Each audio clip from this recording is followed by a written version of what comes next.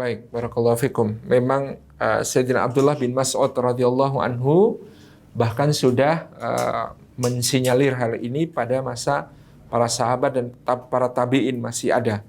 Beliau mengatakan, kami dulu beriman, kemudian Al-Quran turun kepada kami, sehingga Al-Quran menguatkan keimanan kami, dan iman itu makin membuat kami semakin yakin kepada Al-Quran.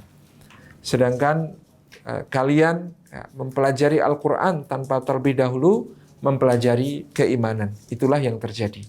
Nah, tentu ini menjadi keprihatinan, tetapi kita tidak boleh putus asa, apalagi kemudian menjadi pesimistik, atau kemudian menjadi turun motivasi kita untuk menjadikan diri kita, keluarga kita, anak-anak kita hafal Al-Quran. Saya sering menyampaikan kepada para orang tua, ini saatnya ketika anak-anak kita menghafal Al-Quran, supaya Allah berkahi mereka, maka orang tuanya juga ikut. Orang tuanya juga ikut untuk berupaya untuk menjadikan Al-Quran sebagai bagian dari hidupnya. Maka tidak ada kata terlambat dalam menghafal Al-Quran. Ya, Bapak Ibu usianya berapa? 30-an, 40-an? Nah, Rasulullah SAW dulu juga baru mulai menghafal Al-Quran umur 40. Sayyidina Abu Bakar As-Siddiq baru mulai menghafal Al-Quran umur 37. Sayyidina Utsman bin Affan baru mulai menghafal Al-Quran umur 35. Jadi tidak ada masalah tentang usia. Kita bahkan Abu Quhafah, ayahanda Abu Bakar As-Siddiq, nanti baru akan mulai banyak menghafal Al-Quran di usia 70. Itu tidak ada kata terlambat dalam memulai menghafal Al-Quran.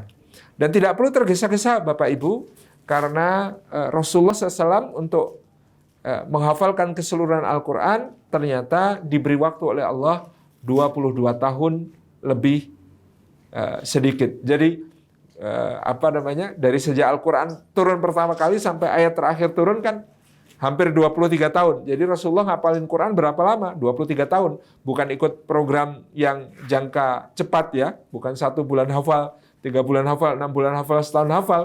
Rasulullah itu baru hafal setelah 23 tahun. Tetapi mungkin disitulah kekuatannya, yaitu dengan penghayatan yang luar biasa.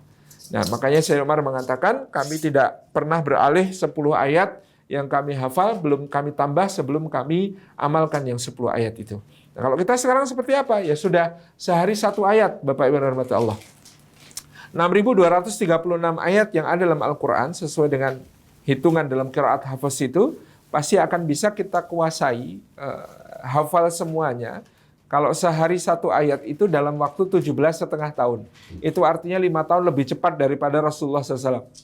Jadi monggo orang tua kita mulai ya sehari 1 ayat sambil dihayati. Caranya gimana? Nggak usah dihafalkan. Cukup diulang, kalau mampu 100 kali, lebih mampu 200, 300, 500 juga boleh.